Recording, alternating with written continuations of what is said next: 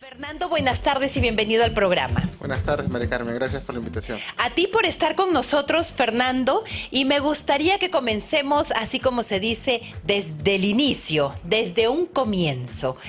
¿Qué significa cuando se habla de las famosas tercerizaciones?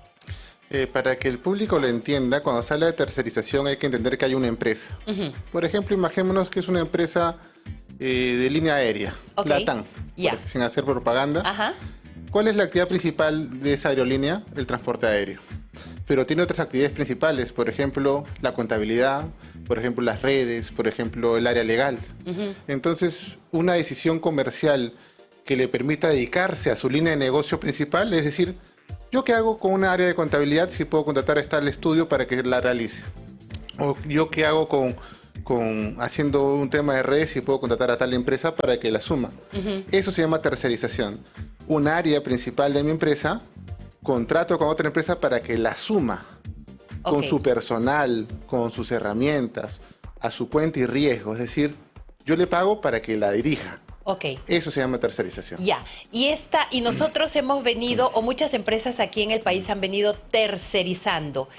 ¿Esto le salía más caro a la empresa cuando tercerizaba o era más económico? Es importante decir eso porque muchas de las personas que han impulsado esta norma dicen lo que estamos haciendo es ir en contra del trabajador barato. Y nada más cierto, muchas veces las empresas incluso pagaban un poco más porque buscaban a verdaderos especialistas. Por ejemplo, en la empresa minera, una empresa que sepa perforar cierto tipo de mineral. De repente yo, como empresa minera, el personal que tengo a mi cargo no lo puede hacer o no tiene la expertise, contrato a otra empresa tercera para que se dedique a ello.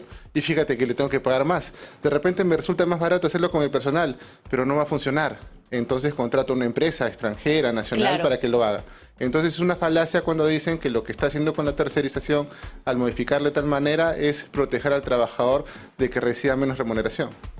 Es increíble, ¿no, Fernando? Porque mira, justo camino aquí al trabajo estaba escuchando de que creo, espero no equivocarme, dentro del Ministerio de Trabajo se ha creado una área que tenga que ver con unos temas de si las personas están capacitadas para el tema y cómo van a hacer con el recurso humano, etcétera, etcétera. ¿Cómo pueden ellos seguir creando más áreas dentro de distintos ministerios, porque no creo que sea el único, cuando están prácticamente erradicando todo el tema de la tercerización? Eso sucede, Mari Carmen, cuando se gobierna por dogma. El 15 de agosto, y lo recuerdo muy bien porque estoy preparando un pequeño artículo al respecto, el presidente dijo frente a unos trabajadores mineros en Palacio de Gobierno que le daba indicaciones al ministro que si habían algún tipo de violaciones a los derechos de los trabajadores, hablando sobre las propuestas de que el Congreso derogue la ley de tercerización, le autorizaba a que dicte un decreto supremo para protegerlo. Y lo que desconoce el presidente es que en el Perú no se gobierna por decretos supremos, que hay una jerarquía normativa. ¿Qué es lo que ha pasado con la tercerización? Hay una ley de tercerización y si el gobierno consideraba que esta tenía algún tipo de errores, que puede ser porque todo es perfectible, el camino correcto era a través del Congreso, porque el órgano que tiene facultad para modificar la norma, la ley, es el Congreso. ¿Y por qué lo han hecho ellos? Porque lo hacen mucho más rápido, porque imponen las ideas, no les importa que luego las empresas se vean perjudicadas. Tanto así en el tema de la tercerización ha sido tan evidente la ilegalidad que ya, por ejemplo, Indecopi, la Comisión de Barreras Burocráticas, en el caso de COSAPI, ha decretado fundada su denuncia de barreras burocráticas porque es una norma que los va a afectar económicamente. Tan es así que hay varias cortes en el país que han dado medidas cautelares en acciones de amparo para que no los fiscalicen a estas empresas en una ley que está siendo cuestionada por su legalidad. Y tanto es así que hay cerca de 11 procesos de acción popular para que esa norma sea eliminada de nuestro ordenamiento jurídico. Eso lo sabe cualquier asesor cuando le dice, oye, este decreto está mal, y ahí viene cuando se imponen las ideas, no me importa, hasta que lo resuelvan yo he hecho algo. Entonces eso ha pasado incluso también con el tema de la ley de relaciones colectivas de trabajo. Hay una estrategia perversa, es decir, no tengo los números, no tengo el tiempo, me quiero imponer, no quiero ir al Congreso, entonces modifico un reglamento, que es una norma menor, para cambiar de esa manera una ley, y eso es lo que están todos cuestionando. O sea que el eliminar la tercerización va a perjudicar muchísimo a muchas empresas. Y acá hay que tener también en cuenta, más que las empresas, que de hecho se van a ver perjudicadas, pero al final su línea es invertir, claro, generar. Los que se van a ver perjudicados son los trabajadores, y los trabajadores de estas empresas terceras, que la empresa principal dirá, mira, el gobierno me da una norma, me ha dicho que estemos de acuerdo o no, yo no puedo tercerizar ciertas líneas. Disculpa, lo voy a hacer con mi personal, ya no trabajo contigo. Entonces acá hay que entender, incluso porque no entienden, que estamos en un país muy informal. Sí. Hasta antes de la pandemia, Mari Carmen, las cifras que siempre son maquilladas decían que nuestra informalidad era del 70%. Es decir, que los trabajadores solamente un 30% gozaban de derechos. Claro. Y eso hay que dividir entre trabajadores de las empresas privadas y en instituciones públicas. Luego de la pandemia, ya estamos hablando de cerca del 82-83% de informalidad, a pesar de que había una recuperación. Ya. Si tú dictas ese tipo de normas, como la tercerización, que obliga a las empresas a decir no te contrato, o normas que podríamos hablar también de que ha sido modificada ilegalmente la Ley de Relaciones Colectivas de Trabajo, lo que haces es incentivas. Yo ya no quiero contratar. Entonces veo la informalidad como una salida. Claro, por lo bajo voy haciendo y contratando gente que de repente me pueda ayudar. Y a la larga, ¿qué es lo que pasa? Lo que sucede es que gobierno para pocos. Los que se van a ser beneficiados son las personas que tienen una relación formal. Y los demás, y esas personas que no tienen una relación formal, porque suena sencillo decir, no hay relación formal. Que el público sepa que cuando no hay una relación formal, esos trabajadores cuando cumplan 65 años no van a tener jubilación. Claro, ¿de qué van a vivir? El público sepa que cuando hay una relación informal, cuando se enferma un trabajador no puede ir de salud o no puede tener la suerte de tener un EPS, tiene que ir a un hospital nacional a hacinarse, a contagiarse de otros males por tratar de curarse. Eso es cuando es informal y el Estado no está haciendo nada, en especial el gobierno, que se impone con medidas que lo que hacen es desalentar la inversión económica. En una etapa en la cual tenemos que colaborar para poder recuperarnos. Claro, claro. Sí, sí, de acuerdo contigo. Aquí voy a leer un pedacito de lo que de esta disposición, ¿no?, que ha sido adoptada por el Ministerio de Trabajo y Promoción del Empleo mediante los decretos supremos de los que estabas hablando. Al respecto, el exdirector general de Trabajo, Ernesto Aguinaga, enfatizó que las empresas han tenido ya 180 días para adecuarse y acabar con estos contratos ilegales. Pero lo que tenemos que decirles, Ernesto Aguinaga es el padre de la criatura, y lo digo con todas sus letras, que cuando se dio la norma él trabajaba en el Ministerio de Trabajo. Entonces no es imposible que diga todo lo contrario. Y yo le digo a muchas personas que la experiencia no la da trabajar en un ministerio toda tu vida o ser un funcionario. Hay que pagar planilla, hay que estar atento a las obligaciones con tus trabajadores. Claro. Son las personas que tienen esa obligación, que saben los esfuerzos que hacen las micro y pequeñas empresas para llegar a fin de mes y cumplir con su personal. Que son los más perjudicados, exactamente, ¿no? De pagar a la SUNAT, de cumplir con sus obligaciones con las municipalidades, con el salud. Solo esas personas realmente saben lo que están haciendo. Porque las grandes empresas tienen espaldas financieras y podrán decidir si siguen trabajando o no, si internalizan servicios o no, pero los que se ven afectados son esas empresas micro, pequeñas, que tienen todo el derecho de crecer luego de una pandemia. A esas empresas, incluso la norma esta que está en cuestionamiento le dice, te prohíbo despedir a los trabajadores. Es decir, incluso van en contra de la Constitución, porque la Constitución dice que nadie me puede obligar a intervenir con ley o un decreto en una relación entre particulares. Entonces se ha llegado a ese nivel, digamos, de posicionamiento dogmático para obligar a que se implemente una norma que a todas luces va a perjudicar a los trabajadores.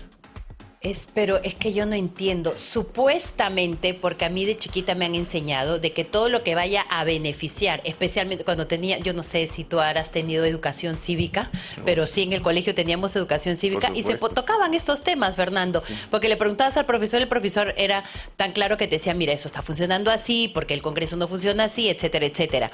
Pero te lo mencionaba porque supuestamente es que ellos tienen que trabajar a beneficio de... Pero con estas leyes que ya empieza a estar vigente desde este lunes se empieza a multar a las empresas que continúen tercerizando personal.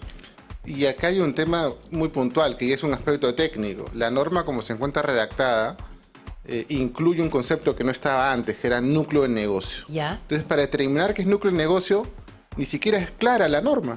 Entonces va a entrar en cuestionamiento. Lo que yo como empresa puedo pensar que es un núcleo de negocio no va a ser lo mismo para el inspector y no va a ser lo mismo para el juez. Y acá hay un tema que también tiene que tener el público en cuenta. durante muchos años el sector que representa el presidente, que hay que decirlo, que es el sector sindicalista, durante muchos años solicitó, exigió que todas las políticas públicas en materia laboral sean desarrolladas bajo el manto del diálogo social. No recordarás que siempre diálogo social, conversemos, hablemos, pactemos, hay que hacer un debate nacional. Siempre lo pidieron, pero ahora que son gobiernos se imponen. Porque estas medidas de tercerización y estas medidas de las relaciones colectivas de trabajo debieron pasar por el debate en la Comisión Nacional de Trabajo.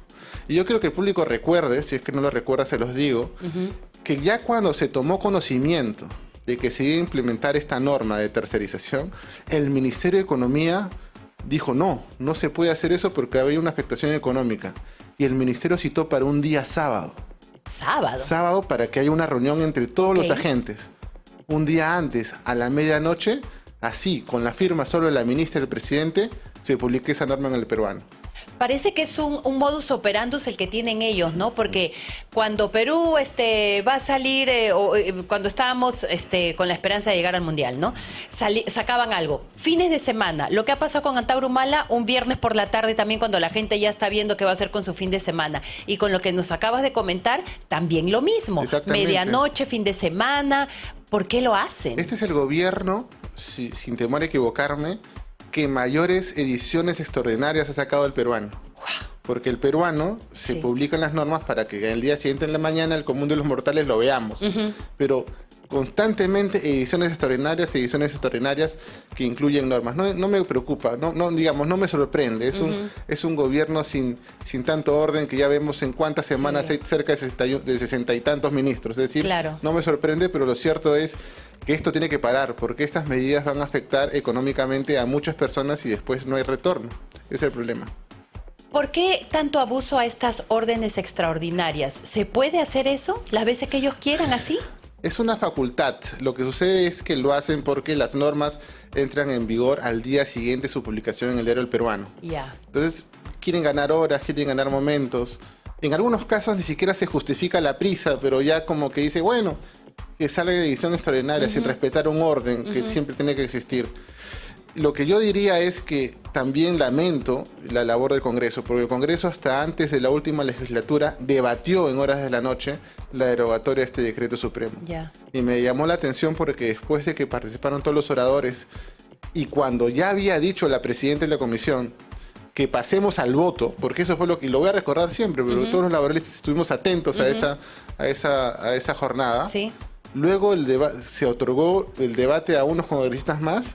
Y luego dijo, no, un cuarto intermedio para analizarlo. Que significaba que al día siguiente tenían que evaluarlo, pero eso nunca hubo un día siguiente y nunca se solucionó este problema. Es que es increíble, pues si no tenemos un respaldo sólido como tal, que debería de ser el Congreso, es como... Y son temas vitales, Fernando. Estamos hablando de cuántas empresas ahora van a ser multadas, van a aprovechar el pánico, como bien dijiste en un inicio, de que, bueno, pues hasta que se pueda revocar, porque es revocable, ¿verdad? ¿Esta norma? Exactamente, pero el tema es... Vamos a ver, en primer orden, la visión de quienes nos gobiernan es cortoplacista, es muy limitada, porque dictan normas pensando en el mercado local y en el momento. Lo que no se dan cuenta es que vivimos en un mundo global. Y en este mundo global, las empresas, si se ven afectadas, buscan otros mercados. Si yo no puedo hacer empresa en el Perú, busco otro mercado. ¿A dónde me voy? Ya no me voy a Colombia, está Petro. No me voy a ir a Chile, hay problemas con la Constitución, pero sí me puedo ir a Ecuador. Porque en Ecuador ha entrado un gobierno que sí está permitiendo o incentivando que vengan más empresas. Fue lo primero que dijo su presidente cuando asumió el cargo. Los invito a venir a invertir en el Ecuador. En cambio, su meta cortoplacista es tan cortoplacista que además de eso solamente va dirigido de nuevo a un 20% de la población que tiene un mercado formal. Entonces no se dedican a hacer cosas que efectivamente mejoren, que hagan que todas las personas se incluyan en planillas, que tengan beneficios laborales. Lo que hacen es espantar. Y eso se llama simplemente dogma, es decir, no veo más allá de mi dogma. No tengo la expertise, no tengo la experiencia, no tengo el mundo, no tengo el recorrido para saber qué es lo que tengo que hacer realmente. Claro, como una persona testaruda, ¿no? No, yo me quedo en mis 4 y yo creo en esto porque esto es así, lo demás es ilegal y ya está. Y tenemos, por ejemplo, en mi rama, y lo voy a decir como siempre me permiten decirlo en PBO, un ministro que pasó de ser ministro de Cultura a ministro de Trabajo, pero que su función no es ver nada sobre materia laboral, ni la conoce seguramente. Su misión es seguramente defender al presidente y señalar y sostener mediante un comunicado, exhortar, entre comillas, al Poder Judicial, a Indecopi, a que respeten esa norma cuando son instituciones autónomas. Sí. No puede exhortar al Poder Judicial, no puede exhortar a la Comisión para que respeten una norma que a todas luces es ilegal. Y es por eso que estas instituciones en varias circunstancias han declarado medidas cautelares o han declarado fundadas unas denuncias. Ahora, Fernando, si esta norma es revocable, ¿cuánto tiempo tomaría? Mira, lo puede hacer el Congreso porque ya el debate estuvo. Ya. Basta que lo pongan en agenda, que también es todo un tema. Pero si hay los votos, se puede derogar y al día siguiente de la publicación está derogado. Claro. Por ejemplo, esta circunstancia está distorsionada, que hay empresas que tienen una medida cautelar. Hay otras que no. Esas empresas que tienen una medida cautelar no se los pueden inspeccionar sobre estos temas. ¿Con quién se van a ir los clientes? ¿Con los que trabajaron 15 años pero no tienen medida cautelar? ¿O con aquellos que no conocen pero que tienen una medida cautelar? Claro. Yo no trabajo contigo, me voy con la otra empresa. Hasta hay una competencia casi desleal que a la larga afecta a los trabajadores que están trabajando para la empresa que prestó servicios durante 10, 15 años. Qué increíble. Entonces todo eso no se entiende y por eso un funcionario, ¿no?, de menor categoría y que solamente vive de los libros y no de la realidad, cuestiona cuando ni siquiera ha pagado seguramente una planilla a fin de mes en su vida. Seguramente. Totalmente, totalmente de acuerdo. Fernando, antes de irnos, porque sabemos de que el tiempo vuela, ¿por qué a pesar de todas estas normas que no tienen ni pies ni cabeza, por qué todavía nuestra economía se está manteniendo? Lo que sucede es que tenemos, yo no soy economista, pero escucho con atención a todos los economistas, lo que estamos es que estamos regresando a niveles de pandemia, es que no estamos creciendo. Es decir, que entiende el público, antes de la pandemia estábamos, digamos, en 50. Tampoco era bueno, tampoco era malo. En pandemia bajamos a 10, pero luego se está normalizando, estamos llegando a 40, casi vamos a llegar a 50. Entonces hay una falsa percepción de que están mejorando las cosas. No, estamos regresando a niveles de pandemia. Wow. Después, llegar a crecer va a ser un poco difícil porque una empresa que quiere poner el capital en el Perú, ve a su presidente y dice, no, qué raro. Veo al ministro y tampoco. Claro. Veo las normas, veo lo que sucede en el Perú, el desorden, todo lo que está ocurriendo, que el entorno familiar del presidente está siendo cuestionado, que es posible que haya detención preliminar para su esposa. Entonces, una persona medianamente cuerda, ¿se va a animar a invertir su dinero? No. No, entonces esa es la realidad de las cosas y tenemos que reaccionar.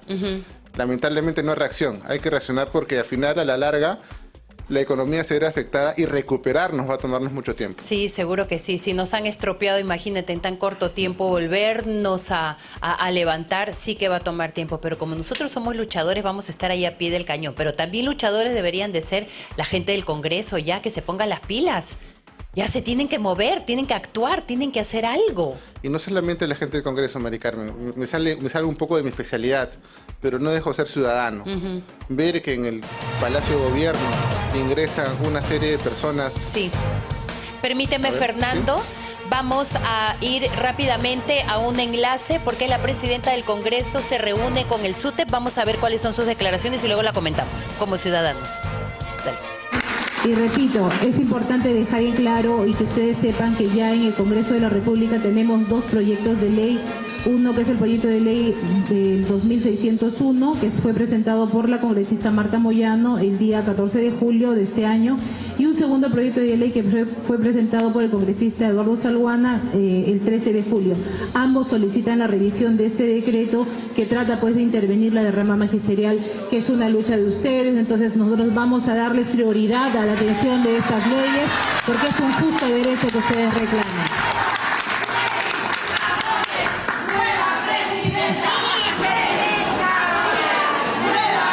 Entonces parte del día.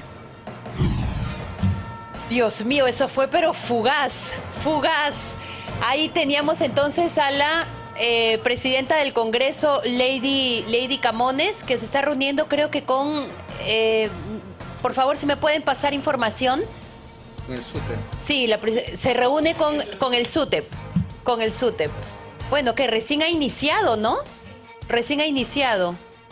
Bueno, justamente, mira, Fernando, que estábamos hablando de que a ver que el Congreso ya reaccione, pero me decías, y si lo puedes volver a retomar, por favor, de que ya como ciudadano, ¿qué es lo que tú esperas? Exactamente, pero quiero comentar algo, si me permite, sobre el tema del SUTEP.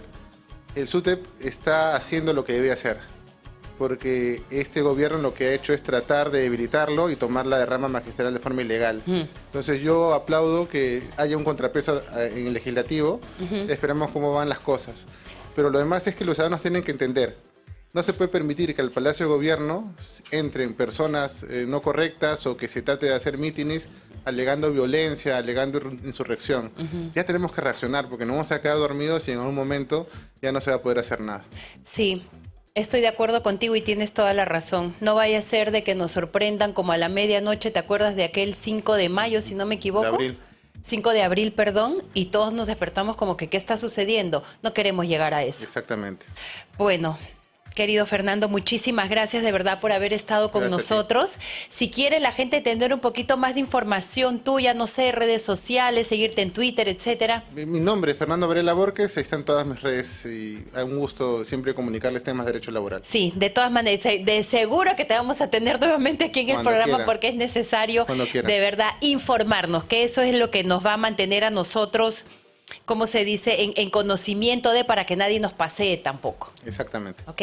Muchísimas gracias, Fernando Varela Borges.